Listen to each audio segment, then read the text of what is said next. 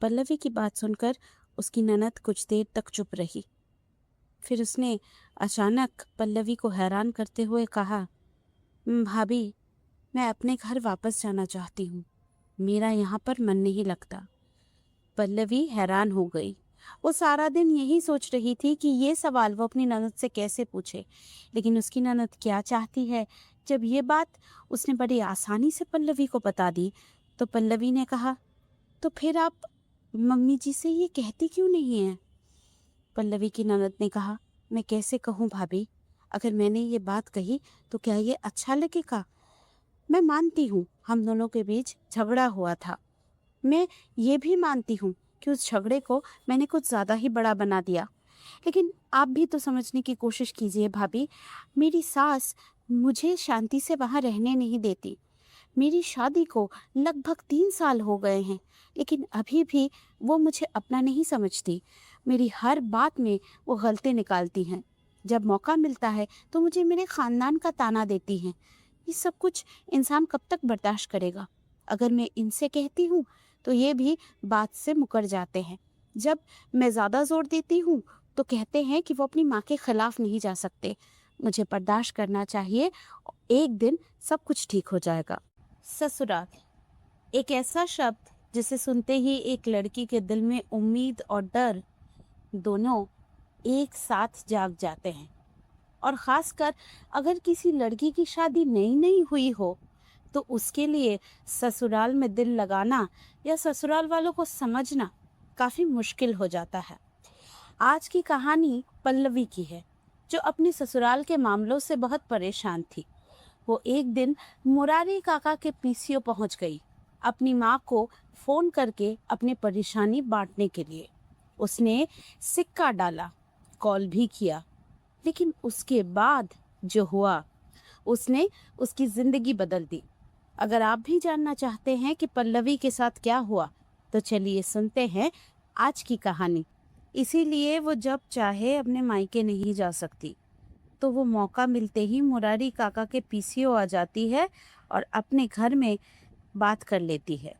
आज भी पल्लवी ने अपनी माँ से बात करने के लिए ही फोन किया है, लेकिन आज एक चीज पर वो गौर कर रही है। वैसे तो वो कुछ भी कहती है तो उसकी माँ का जवाब फौरन आ जाता है, मगर आज न जाने क्यों उसकी माँ बिल्कुल चुप है। पल्लवी बोली, मैंने तुम्हें इतना कुछ बताया, मेरा दुख तुम्हारे साथ बांटा, और तुम इसी तरह चुप हो। क्या तुम्हें मेरे दुख से फर्क नहीं पड़ता? अब फोन के उस तरफ से जवाब आया, पड़ता है बेटी, बहुत फर्क पड़ता है। तू जो कह रही है मैं बहुत ध्यान से सुन रही हूँ। उस तरफ से जो आवाज आई उसे सुनकर पल्लवी बिल्कुल चौंक गई। ये तो उसकी माँ की आवाज नहीं है, ये तो किसी और की आवाज है। पल्लवी ने कहा, आप कौन हैं? आप मेरी माँ को फोन दीजिए, मुझे उनसे बात करनी है। जिस औरत को अब तक पल्लवी अपनी माँ समझकर सब कुछ बता रही थी, वो दूसरी तरफ से मुस्कुराकर बोली, बेटी, मैं तेरी माँ को फोन कैसे दूं? तुमने तो अपने घर पे फोन लगाया ही नहीं। पल्लवी को अब समझ में आया कि उसने रॉन्ग नंबर डायल कर दिया है। वो फोन रखने ही वाली थी। तभी उस औरत ने कहा, इससे पहले कि तू फोन रखे, मैं तुझे एक सलाह देना चाहती हूँ। तू एक काम कर, तू अपने पति से बात कर। हाँ, तू उससे बातों बातों में ये कह दे कि उसे तेरे नंदोई से बात करनी चाहिए। ये बात सुनकर पल्लवी काफी हैरान हो गई। उसने कहा, लेकिन अम्मा, अगर मैंने ये बात उनको बोली तो उनको शक हो सकता है कि मैं खड़े खड़े बात सुन रही थी। तो फोन की दूसरी तरफ वो बुजुर्ग औरत बोली, ये जरूरी नहीं है, तो ऐसे ही बोल दे कि आप उनको फोन कर लीजिए या उनसे जाकर मिल लीजिए। सामने त्योहार आ रहा है, इसी बहाने दो परिवार मिल भी तो सकते हैं, और इसी बहाने तुझे शायद तेरा पति बता भी दे कि हो क्या रहा है। अगर वो तुझे ना भी बताए, ये कम से कम उसे ये एहसास तो हो जाएगा कि तुझे उसके बहन की फिक्र है। पल्लवी ने थोड़ा सोचा। जब वो चुपचाप सोच रही थी तो फोन की दूसरी तरफ जो औरत थी उसने कहा, इतना सोचना क्या है, देख तूने हर जतन करके देख लिया। मैं पिछले 5 मिनट से तेरी बातें सुन रही हूँ। तू बुरी नहीं है और ना ही तुझे अपने ससुराल वालों के खिलाफ कोई ऐसी शिकायत है जो दूसरी लड़कियों को नहीं होती। बस कुछ परिवार होते ऐसे हैं जिनके लिए दूसरों को अपनाना मुश्किल होता है। वो पहले ये देखना चाहते हैं कि सामने वाला उनके परिवार वालों की कितनी फिक्र करता है। बार बार उनकी परीक्षा लेते हैं। पल्लवी ने एक गहरी सांस ली और फिर कहा, हमेशा परीक्षा हमें ही क्यों देनी पड़ती है अम्मा? हम लड़कियां हैं इसलिए, हम अपना घर छोड़कर आती हैं इसलिए। मैं जो सुबह से शाम तक घर के काम करती हूँ, इन लोगों के पसंद का ख्याल रखती हूँ, वो कुछ नहीं। बस शादी करके आई हूँ तो इनके घर का काम करना मेरी जिम्मेदारी बन गई है। अम्मा ने समझा कि पल्लवी को बहुत दुख है। जो कुछ भी हुआ उस चीज ने उसके दिल को ठेस पहुंचाई है। अम्मा ने कहा, ठहर जा बेटी, थोड़ा धैर्य रख। जो मैंने कहा वही कर, और अगर इससे कोई फायदा नहीं हुआ तो मुझे आकर बताना। मैं तुझे कोई ना कोई और रास्ता जरूर बताऊंगी। देख, शायद उन दोनों के बीच छोटा मोटा झगड़ा हुआ होगा और तेरी ननद आ गई होगी। शादीशुदा लोगों में झगड़ा होता है, लेकिन अगर झगड़ा बड़ा है तो तुझे अभी अपने पति से इस बारे में बात कर लेनी चाहिए। इससे पहले कि परिवारों में तनाव बढ़े, उन दोनों के रिश्ते में दूरी आए, तुझे कोशिश करनी पड़ेगी। और अगर तू कोशिश करेगी तो क्या पता ये लोग तुझे गैर समझना बंद कर दे। एक बार कोशिश करके देख ले बेटी। तूने मुझे अपनी माँ की तरह समझकर सब कुछ बताया, भले ही गलती से, लेकिन बताया तो सही। तो मैं भी तुझे अपनी बेटी समझकर सलाह दे रही हूँ। इस सलाह को जरा अमल पर ला, फिर देखते हैं आखिर क्या होता है। आखिरकार पल्लवी ने रिसीवर रखा। वो पीसीओ से बाहर आई और फिर मुरारी काका से बोली, काका आपके पास एक पेन और एक कागज होगा? मुरारी काका बोले, हाँ हाँ बिटिया है, रुको अभी देता हूँ। मुरारी काका ने को पेन और कागज दिया तो पल्लवी ने याद करके नंबर लिख लिया। पल्लवी को अपने मायके का नंबर ज़बानी याद है, लेकिन ये नंबर उसके लिए लिखना ज़रूरी है क्योंकि इस नंबर का जो आखिरी अंक है वो उसके मायके के फ़ोन नंबर से थोड़ा सा अलग है। उसके मायके के फ़ोन नंबर के आखिरी अंक है 8 और 5, और इस फ़ोन नंबर के आखिरी के अंक है 5 और 8। दरअसल आज पल्लवी अपने ख्यालों में इतनी खोई हुई थी कि उसने इस बात का ध्यान नहीं दिया, लेकिन इसी वजह से वो एक ऐसे इंसान से जुड़ गई जिसने उसे बिल्कुल अलग नजरिया दिया, जो शायद उसकी माँ की उम्र की हैं, लेकिन उनके चीजों को देखने का नजरिया उसकी माँ से बिल्कुल अलग है। पल्लवी ने सोच लिया कि वो देर नहीं करेगी, आज शाम को ही अपने पति से वही बात करेगी जो उसे अम्मा ने बताया है। क्या पता उनकी बात सही निकल जाए और उसके ससुराल वाले उसे अपनाना शुरू कर दें। पल्लवी जब यहाँ आई थी तो वो दुखी और परेशान थी, लेकिन जब वो यहाँ से जा रही है तो उसके पास कम से कम एक रास्ता था। 1 घंटे में ये जो बदलाव आया था, इसी बदलाव ने पल्लवी को एक नई उम्मीद की किरण दी थी। सुनिए, सामने गंगा दशहरा आने वाला है। आपने सोचा है आखिर करना क्या है? पल्लवी का ये सवाल सुनकर उसका पति राजेश थोड़ा सा हैरान हुआ। उसने अपनी नजरें अखबार से उठाई और पूछा, हाँ ये त्योहार हर साल आता है, मुझे पता है, लेकिन इसमें मुझे क्या करना है? पल्लवी ने उसे समझाया, देखिए अब आपकी बहन की शादी हो गई है। शादी के बाद ये उनका पहला त्योहार होने वाला था ससुराल में। लेकिन वो तो यहाँ है।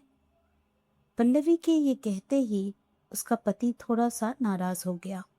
उसने कहा, क्यों? अगर वो यहाँ है तो तुम्हें इससे कोई तकलीफ है? पल्लवी ने कहा, नहीं, मुझे इससे कोई तकलीफ नहीं है। और ये बात मैंने इसलिए नहीं कही कि मुझे उनके यहाँ होने से कोई परेशानी है, बल्कि मैं ये इसलिए कह रही हूँ क्योंकि ये उनका पहला त्योहार है और वो यहाँ है, तो मुझे लगता है हमें उनके ससुराल वालों से पूछ लेना चाहिए कि उनके घर में इस त्योहार को लेकर कोई रिवायत है या नहीं। कभी कभी अलग अलग परिवारों में एक ही त्योहार को लेकर अलग अलग रीति रिवाज होते हैं, इतना तो आप भी जानते हैं। जब राजेश को समझ में आया कि आखिरकार पल्लवी कहना क्या चाहती है, तो वो थोड़ा बहुत दिल ही दिल में शर्मिंदा हुआ, जिस वजह से उसका लहजा भी नरम हुआ।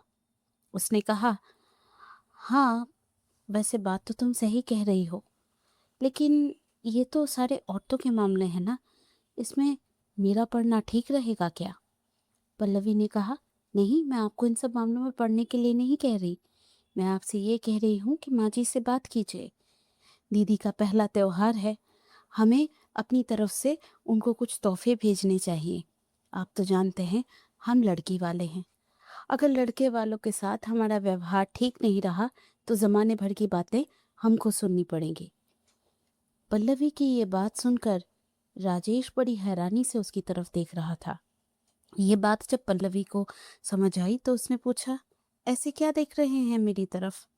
राजेश ने कहा, तुम इतना सब कुछ सोचती हो हमारे घर के बारे में? मुझे तो पता ही नहीं था।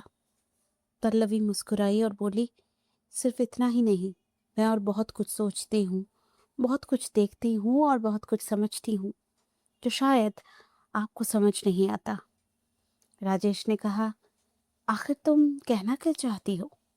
पल्लवी ने कहा, कुछ नहीं, मैं बस आपसे इतना कह रही हूँ कि इससे पहले ये त्योहार सर पर आ जाए, आप मम्मी जी से बात कर लीजिए, उनसे पूछ लीजिए कि इस बार करना क्या है। आखिरकार उनकी बेटी का ससुराल है, अगर यहाँ से कोई कमी हुई तो सारी जिंदगी बातें आपकी बहन को ही सुननी पड़ेंगी। पल्लवी की कही इस बात पर राजेश ने फौरन कोई जवाब तो नहीं दिया, लेकिन उसका चेहरा देखकर पल्लवी समझ गई कि राजेश उसकी कही बात पर गौर कर रहा है। पल्लवी ने जब राजेश से इस बारे में बात की थी तो उसे अंदाजा नहीं था कि इस बात का अंजाम क्या हो सकता है, लेकिन ये जानने के लिए उसे ज्यादा इंतजार भी नहीं करना पड़ा, क्योंकि अगले दिन सुबह ही उसकी सास ने रसोई में उससे बुलाकर कहा, तूने कल रात को लल्ला से कोई बात की है? पल्लवी ने जो बात की थी, बिना हिचके उसने उस बारे में अपनी सास को बता दिया। उसकी सास ने बहुत ध्यान से उसकी बात को सुना और फिर वो बोली, इन सब बातों के बारे में अचानक तू कैसे सोचने लगी? इन सब चीजों के बारे में सोचने के लिए अभी भी हम लोग हैं।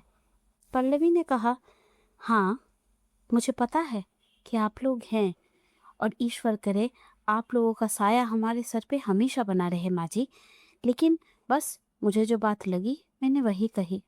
मैंने देखा है दीदी यहाँ आई हुई तो हैं, लेकिन वो खोई खोई सी रहती हैं, उदास रहती हैं। न जाने क्या बात है। वैसे तो लड़कियां मायके जाकर खुश होती हैं, लेकिन दीदी का चेहरा देखकर लगता है जैसे उन्होंने अपने अंदर कोई उदासी छुपाई हुई है। जैसे ही पल्लवी ने ये बात कही, उसकी सास का चेहरा बिल्कुल बदल गया। उन्होंने कहा, तो कुछ ज्यादा ही सोचने लगी है, टीवी जरा कम देखा कर, अपने काम पे ध्यान दे। वैसे भी मेरी बेटी के ससुराल में क्या चल रहा है इससे तेरा कोई लेना देना नहीं है। तू अपना घर और अपना ससुराल संभालने की कोशिश कर। पल्लवी मुस्कुराई और बोली, चलो, कम से कम आपने ये तो माना कि दीदी के ससुराल में कुछ तो चल रहा है। इससे पहले कि पल्लवी की सास उसे कुछ और कह पाती, पल्लवी फिर बोली, देखिए माँ जी, जो भी चल रहा है उसे ठीक करने का यही मौका है।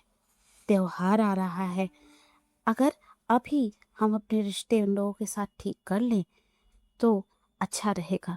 पल्लवी की बात सुनकर उसकी सास थोड़ी सी गुस्सा हुई। उन्होंने कहा, अब तो मुझे बताएगी कि मुझे क्या करना चाहिए क्या नहीं। पल्लवी ने कहा, नहीं माँ जी, आप गलत समझ रही हैं। आपने जिंदगी मुझसे ज्यादा देखी है, आप मुझसे जानती ज्यादा हैं। मैं तो बस आपको एक सलाह दे रही थी। मुझे लगा कि इस घर की सदस्य होने के नाते मैं आपको एक सलाह दे सकती हूँ, लेकिन अगर मेरी इस सलाह देने की वजह से आपको कोई दुख पहुंचा हो तो मैं आपसे माफी मांगती हूँ। पल्लवी की सास बिल्कुल हैरान हो गई। उन्होंने सोचा था कि या तो पल्लवी उनसे झगड़ा करेगी या चुपचाप उनकी बात सुन लेगी, लेकिन पल्लवी की तरफ से ऐसा जवाब आएगा ये उन्होंने सोचा नहीं था। पल्लवी ने उनको ऐसा जवाब दिया था कि पल्लवी की सास के पास कहने को कुछ नहीं था। इसलिए उन्होंने कहा, ठीक है, बड़ी बड़ी बातें बाद में करना, अभी काम पर ध्यान दे। घर पे बहुत सारा काम पड़ा है। और बात सुन, ये मेरी बेटी के बारे में और उसके मायके के बारे में तुझे ज्यादा सोचने की जरूरत नहीं है। उसके बारे में सोचने के लिए मैं और उसके बाबूजी अभी जिंदा हैं। अपनी सास की जली कटी बातें सुनकर पल्लवी को बुरा तो लग रहा था, लेकिन उसे इस बात की भी खुशी थी कि आखिरकार वो जो कहना चाहती थी वो उसने कहा। उसने अपनी बात उनके सामने सभ्य तरीके से रखी और ये पल्लवी के लिए एक बहुत बड़ी बात थी। मई की तपती गर्मियों में दोपहर को चुपके से अपने ससुराल से निकलकर मुरारी काका के पीसीओ जाना पल्लवी के लिए आसान नहीं था, लेकिन फिर भी वो गई क्योंकि उसे अम्मा से बात करनी थी। अम्मा की दी हुई उस छोटी सी सलाह ने जो परिवर्तन उसकी जिंदगी में लाया था, उसके बारे में उसे अम्मा से बात करनी थी। पल्लवी मुरारी काका के पीसीओ पहुंची। जब वो अम्मा को कॉल कर रही थी तो उसके दिल में एक सवाल जरूर था। दोपहर को शायद अम्मा आराम कर रही होंगी, शायद उन्हें कॉल करना ठीक नहीं होगा। लेकिन उस दिन अम्मा ने जिस तरह से पल्लवी से बात की थी, उनके बात करने के तरीके ने उनकी बात करने के तरीके से पल्लवी को एक भरोसा मिला था। उसे लगता था उसे जब भी अम्मा की जरूरत होगी, अम्मा को वो अपने पास पाएगी। इसी भरोसे पर भरोसा करके पल्लवी ने आखिरकार अम्मा को कॉल किया। 2 फिर 3, आखिरकार चौथे रिंग पर अम्मा ने उसका कॉल उठाया। पल्लवी ने हेलो कहने से पहले ही जो कुछ भी हुआ वो अम्मा को बता दिया। अम्मा ने सब कुछ सुना। वो कुछ देर तक खामोश रही। उनकी इस खामोशी ने पल्लवी को अंदर से डरा दिया। उसे लगा कहीं उसने गलत जगह पर तो फोन नहीं कर दिया, इसीलिए तो अम्मा खामोश नहीं है। पल्लवी ये सवाल पूछने ही वाली थी कि दूसरी तरफ से अम्मा ने कहा, बेटा अब तुम्हें अपनी ननद से बात करनी चाहिए। ये बात सुनकर पल्लवी डर गई। उसने कहा, मैं उनसे क्या बात करूं? आपको तो मैंने बताया है वो मुझे पसंद नहीं करती। दूसरी तरफ अम्मा ने कहा, मुझे पता है, मुझे ये भी पता है कि ये काम तुम्हारे लिए मुश्किल है, लेकिन कोशिश तो तुम्हें करनी पड़ेगी। मैं ये नहीं कहती कि तुम सीधा जाकर उनसे इस बारे में सवाल पूछो, लेकिन इधर उधर की बातें करके जानने की कोशिश करो वो इस बारे में क्या सोच रही हैं। मेरी उम्र और मेरी उम्र का तजुर्बा यही कहता है बेटा कि वो भी अंदर से उदास है। वो भी इस तरह अपने मायके नहीं बैठे रहना चाहती, लेकिन शायद वो लाचार हो, शायद अपने माँ बाप के ऊपर वो कुछ कह ना पा रही हो। कुछ भी आगे करने से पहले वो क्या चाहती है ये जानना बहुत ज़रूरी है, और ये काम तुम्हें ही करना पड़ेगा। पल्लवी ने कहा, मैं समझ रही हूँ अम्मा, लेकिन नहीं बेटा, तुमने मेरी पहली बात मानी। मेरी सलाह मानने के बाद थोड़ा बहुत तुम्हारे वहाँ कुछ चीज़ों को तुमने बदलते हुए देखा। अब मेरी ये सलाह भी मानकर देख लो। अगर कुछ नहीं हुआ तो तुम फिर मुझे आकर बताना। मैं देखती हूँ कुछ और किया जा सकता है या नहीं, लेकिन उससे पहले मैं तुमसे इतना ही कहूँगी कि कोशिश तुम्हें करनी पड़ेगी। पल्लवी ने एक गहरी सांस ली और फ़ोन कॉल रख दिया।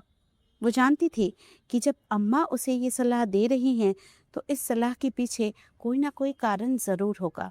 लेकिन वो ये भी जानती थी अम्मा ने उसे जो काम दिया है वो इतना आसान नहीं होने वाला। पल्लवी इन सब चीज़ों के बारे में सोचते सोचते घर पहुंची। सारा दोपहर वो यही सोचती रही कि अपनी ननद से वो इस बारे में बात कैसे करेगी। शाम को पल्लवी जब अपनी पति के लिए नाश्ता बना रही थी, तभी किचन में उसकी ननद आई और उसने कहा, भाभी, क्या आपने भैया से कोई बात की है मेरी ससुराल के बारे में? पल्लवी का दिल जोरों से धड़क रहा था। उसने बड़ी मुश्किल से खुद को संभाला और फिर कहा, नहीं दीदी, आपकी ससुराल के बारे में बात नहीं की है। मैंने आने वाले त्योहार के बारे में बात की है। मैं बस ये कह रही थी ये आपका पहला त्योहार है। अगर उनके घर की कोई रीत है तो यहाँ पर रहते हुए त्योहार मनाते हुए भी आप वो रीत निभा सकती हैं। इसके अलावा हमारी कौन सी जिम्मेदारियां हैं आपके ससुराल की तरफ? हम बस इन्हीं चीज़ों के बारे में बात कर रहे थे। पल्लवी की बात सुनकर उसकी ननद कुछ देर तक चुप रही। फिर उसने अचानक पल्लवी को हैरान करते हुए कहा, भाभी, मैं अपने घर वापस जाना चाहती हूँ। मेरा यहाँ पर मन नहीं लगता। पल्लवी हैरान हो गई। वो सारा दिन यही सोच रही थी कि ये सवाल वो अपनी ननद से कैसे पूछे, लेकिन उसकी ननद क्या चाहती है। जब ये बात उसने बड़ी आसानी से पल्लवी को बता दी तो पल्लवी ने कहा, तो फिर आप मम्मी जी से ये कहती क्यों नहीं है? पल्लवी की ननद ने कहा, मैं कैसे कहूँ भाभी, अगर मैंने ये बात कही तो क्या ये अच्छा लगेगा? मैं मानती हूँ हम दोनों के बीच झगड़ा हुआ था। मैं ये भी मानती हूँ कि उस झगड़े को मैंने कुछ ज़्यादा ही बड़ा बना दिया, लेकिन आप भी तो समझने की कोशिश कीजिए भाभी। मेरी सास मुझे शांति से वहाँ रहने नहीं देती। मेरी शादी को लगभग 3 साल हो गए हैं, लेकिन अभी भी वो मुझे अपना नहीं समझती। मेरी हर बात में वो गलती निकालती हैं। जब मौका मिलता है तो मुझे मेरे ख़ानदान का ताना देती हैं। ये सब कुछ इंसान कब तक बर्दाश्त करेगा? अगर मैं इनसे कहती हूँ तो ये भी बात से मुकर जाते हैं। जब मैं ज़्यादा ज़ोर देती हूँ तो कहते हैं कि वो अपनी माँ के खिलाफ नहीं जा सकते। मुझे बर्दाश्त करना चाहिए, एक दिन सब कुछ ठीक हो जाएगा। अपनी ननद की बात सुनते सुनते वो हैरान हो रही थी। वो यही सोच रही थी, क्या ऐसी कोई लड़की है जिसकी ससुराल की ज़िंदगी की कहानी उससे अलग हो? पल्लवी ने अपनी ननद के कंधे पर हाथ रखा और कहा, दीदी, मुझे लगता है आपको उनसे बात कर लेनी चाहिए। ये बात सुनकर उसकी ननद बोली, ये क्या कह रही हो तुम? अब क्या तुम ये चाहती हो कि मैं यहाँ से उनके बिना बुलाए उनके घर चली जाऊं? क्या इससे मेरे घर की इज्जत रहेगी? क्या मेरे मायके की इज्जत रहेगी? पल्लवी ने कहा, दीदी, आप मुझे गलत समझ रही हैं। मैं ये नहीं कह रही कि आप खुद उठकर अपने ससुराल चले जाइए। मैं ये कह रही हूँ कि आप कम से कम नंदोई जी से बात कर लीजिए, और ये करने के लिए आपको वहाँ जाने की ज़रूरत नहीं है। पल्लवी की ननद को बिल्कुल समझ में नहीं आ रहा था कि पल्लवी क्या कह रही है। पल्लवी फिर बोलती है, हम मुरारी काका के पीसीओ जा सकते हैं। वहाँ से आप उनके दफ्तर में उनको फ़ोन कर सकती हैं और आप दोनों के बीच बात हो सकती है। पल्लवी के ये कहने पर उसकी ननद सोच में पड़ गई। बात पल्लवी गलत नहीं कह रही, लेकिन उसके दिल में अभी भी डर था। उसने कहा, अगर किसी को पता चल गया तो थू थू हो जाएगी। पल्लवी ने कहा, अरे पता कैसे चलेगा? आप तो पीसीओ से कॉल करेंगी, किसी को थोड़े ही ना पता चलेगा कि आप किससे बात कर रही हैं। पल्लवी की ननद ने कहा, हाँ भाभी, बात तो आपकी सही है, लेकिन हम घर से निकलेंगे कैसे? पल्लवी मुस्कुराई और बोली, इसकी चिंता आप मुझ पे छोड़ दीजिए। तीज आ रहा है, हमें थोड़ी सी खरीदारी तो करनी पड़ेगी ना तीज त्योहार के लिए, तो मैं आपको अपने साथ ले चलूँगी। और अगर हम त्योहार की खरीदारी के लिए निकलेंगे तो किसी के पास कहने को कुछ नहीं होगा।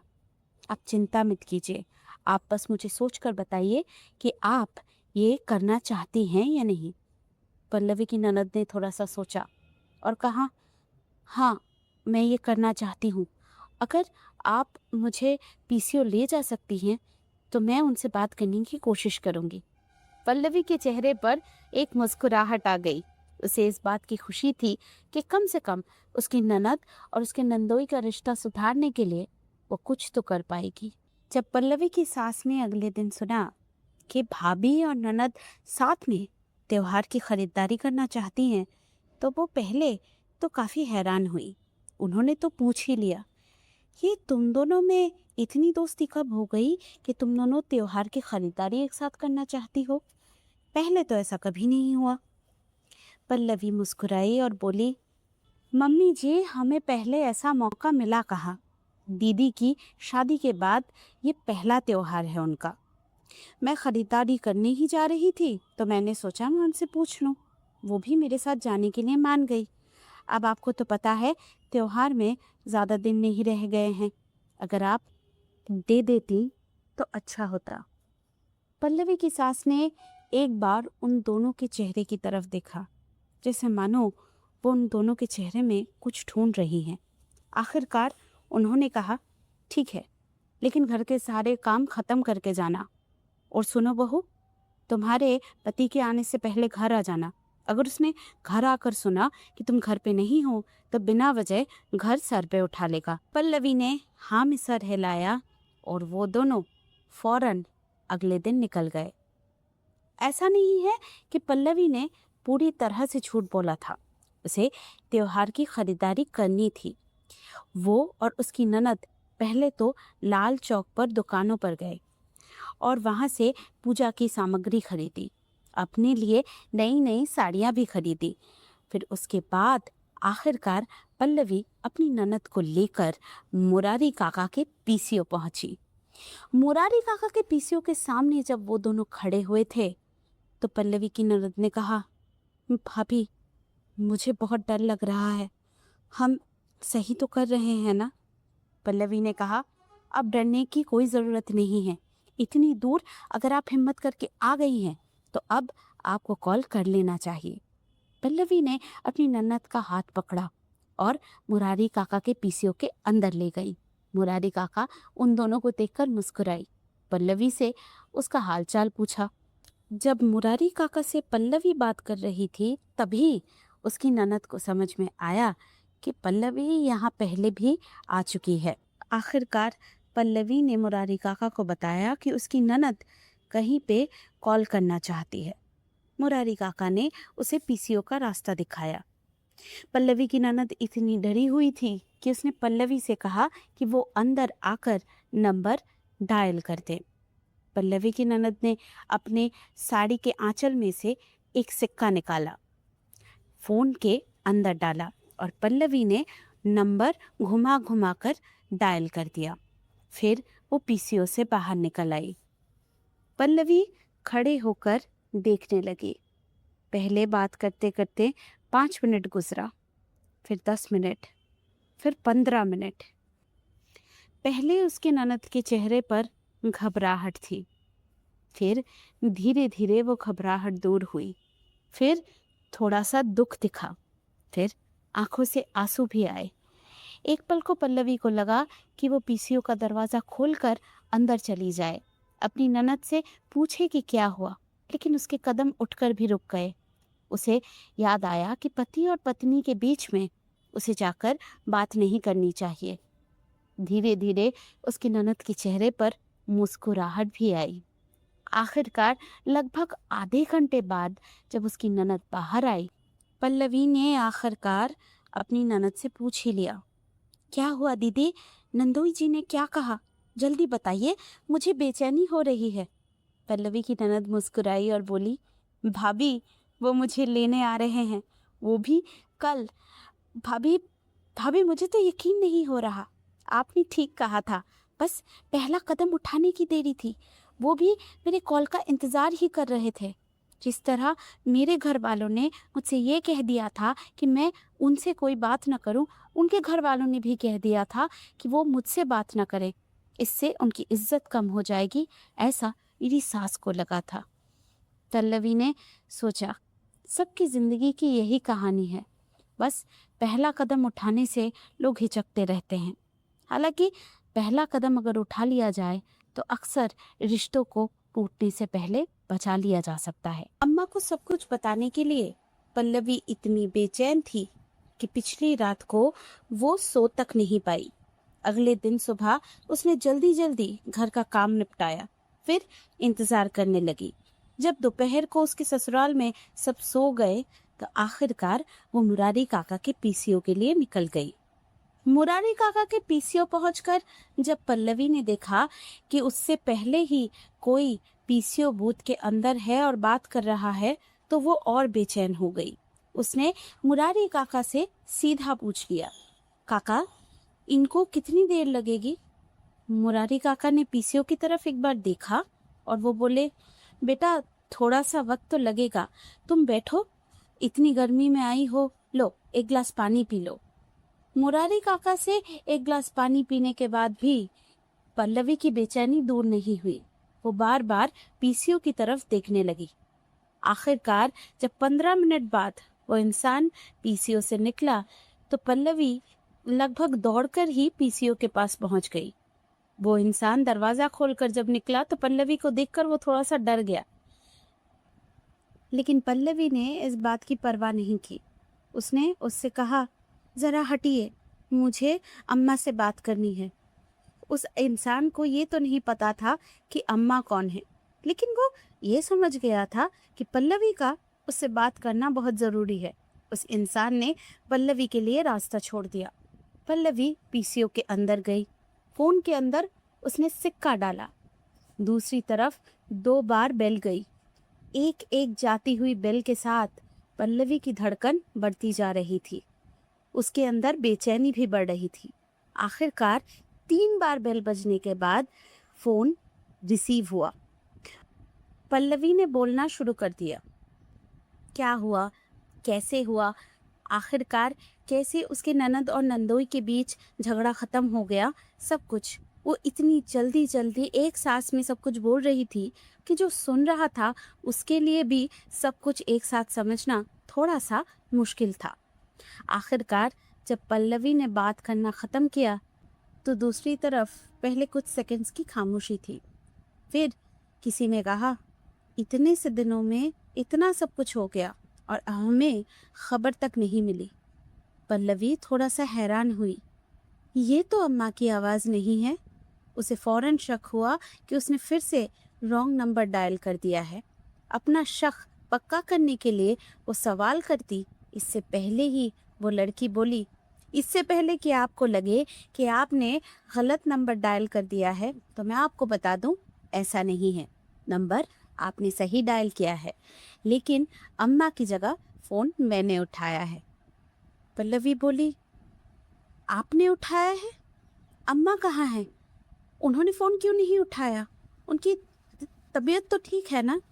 पल्लवी अम्मा को लेकर परेशान हो रही है ये देखकर वो लड़की बोली, अरे दीदी, माँ बिल्कुल ठीक है, आपको फिक्र करने की ज़रूरत नहीं है। तो पल्लवी बोली, तो फ़ोन अम्मा को दो ना, मुझे अम्मा से बात करनी है। अब वो लड़की बोली, ये तो मुमकिन नहीं है दीदी, माँ तो अब यहाँ पर नहीं है। नहीं है? कहाँ गई? दरअसल दीदी, ये मेरा ससुराल है। माँ कुछ दिनों के लिए मेरे पास रहने आई थी। वो 4 धाम की तीर्थ यात्रा के लिए जाना चाहती थी। उससे पहले वो मुझसे बस मिलने आई थी, तभी आपकी इत्तेफाक से उनसे बात हो गई। पल्लवी ये सुनकर बहुत उदास हो गई। उसने कहा, क्या अम्मा से बात नहीं हो सकती? मुझे वाकई उन्हें बहुत कुछ बताना है। वो लड़की बोली, मुझे पता है दीदी, अगर आप कल भी कॉल कर लेती ना तो आपकी बात हो जाती। पल्लवी ने एक गहरी सांस ली। कैसे करती वो कॉल? उसके ससुराल में लैंडलाइन थोड़े ही है। वो लड़की बोली, मुझे ये सुनकर बहुत खुशी हुई कि माँ की दी हुई सलाह ने आपकी बहुत मदद की है। माँ है ही ऐसी, माँ की दी हुई सलाह हमेशा अलग और अच्छी होती है। वो लड़की फिर बोली, पता है दीदी, जब मेरी नई नई शादी हुई थी ना तो मुझे भी मेरा ससुराल किसी जेल जैसा लगता था और मेरे ससुराल वाले सब के सब जेलर। लेकिन धीरे धीरे मेरा भी उनसे रिश्ता बन ही गया। पल्लवी उसकी बातें चुपचाप सुन तो रही थी, लेकिन उसका मन उसकी बातों में लग नहीं रहा था। उसे बस अम्मा का ख्याल आ रहा था। अम्मा से रोज बात करते हुए अपने ख्यालों में उसने अम्मा का एक चेहरा बनाया था, एक शांत मुस्कुराता हुआ चेहरा। ये बात सोचकर कि शायद अब अम्मा से उसकी कभी बात नहीं होगी, वो बहुत उदास हो गई। पल्लवी चुप है ये देखकर दूसरी तरफ जो लड़की थी वो बोली, आप उदास मत होइए दीदी, माँ जब तीर्थ से वापस आएंगी तो वो फिर से मेरे ससुराल आएंगी, तो हो सकता है तब आपकी उनसे बात हो जाए। पल्लवी ने अब भी कुछ नहीं कहा। उसे पता है उसका दिल बहलाने के लिए ये लड़की ये बातें कर रही है। अम्मा कब तीर्थ से लौटेंगी, कब उसकी बात होगी, ये खुद वो भी नहीं जानती। पल्लवी का दिल तो उदास था, लेकिन फिर भी उसने खुद को संभाला और उस लड़की से कहा, मेरी अम्मा से बात नहीं हुई, तुमसे हुई तो मैं तुम्हें बता रही हूँ। हो सके तो उन्हें बता देना कि उन्होंने मेरा और मेरी ननद का बहुत बड़ा उपकार किया है। उन्होंने मेरी ज़िंदगी की एक परेशानी दूर कर दी है और इसके लिए उनकी ये बेटी उन्हें हमेशा याद रखेगी। पल्लवी की ये बात सुनकर फ़ोन की दूसरी तरफ जो लड़की थी वो भी थोड़ी सी भावुक हो गई। इसने कहा, ठीक है दीदी, मैं माँ को बता दूंगी। आप अपना ख्याल रखिएगा और आपके पास तो नंबर है ना, माँ ना सही कभी कभी मुझसे ही बात कर लीजिएगा। अच्छा, अब मैं रखती हूँ दीदी, फिर कभी बात होगी। उस लड़की ने फ़ोन रख दिया, लेकिन पल्लवी काफ़ी देर तक रिसीवर पकड़े हुए खड़ी हुई थी। पिछले दिनों जो कुछ भी हुआ उसके बारे में वो सोच रही थी। अम्मा कुछ दिनों के लिए उसकी ज़िंदगी में आई, जब उसकी ज़िंदगी परेशानियों से घिरी हुई थी, जब उसे लग रहा था इस दुनिया में हर कोई उसका दुश्मन है, तब अम्मा उसकी ज़िंदगी में आई। उसे एक अलग नज़रिया दिया, उसे ये बताया कि मुश्किलें ज़िंदगी में आती हैं, लेकिन उन मुश्किलों से निकलने का भी एक रास्ता होता है और सही रास्ता चुन लिया जाए तो ज़िंदगी काफ़ी आसान हो जाती है। पल्लवी की परेशानियों का जवाब उसकी माँ के पास होगा, इसी उम्मीद में पल्लवी ने अपनी माँ को उस दिन कॉल किया था, लेकिन किस्मत ने उसे अम्मा से जोड़ दिया। अम्मा न पल्लवी को जानती थी, ना उसके ससुराल वालों को। फिर भी उनके तजुर्बे से उन्होंने पल्लवी को ऐसा रास्ता दिखाया जिस रास्ते ने उसे अपने परिवार से और जोड़ दिया। कभी कभी हमारे साथ भी ऐसा ही हो जाता है। कोई इंसान कभी कभी कुछ पलों के लिए या कुछ दिनों के लिए हमारी ज़िंदगी में आता है। उससे ना पहले हमारा कोई रिश्ता होता है, ना बाद में कोई रिश्ता बनता है, लेकिन जिस छोटे से वक्त के लिए वो हमारी ज़िंदगी में आता है, उसी छोटे वक्त में वो हमारी ज़िंदगी में एक बहुत बड़ा बदलाव कर जाता है या कभी कभी हमें बहुत बड़ी सीख दे जाता है। अगर आपको लगता है कि आज की ये कहानी आपको अच्छी लगी तो मेरे चैनल को सब्सक्राइब कर दीजिए और इस वीडियो को एक लाइक कर दीजिए और शेयर कर दीजिए इस कहानी को किसी ऐसे इंसान के साथ जिससे शायद इस वक्त किसी और नज़रिए की बहुत ज़रूरत है।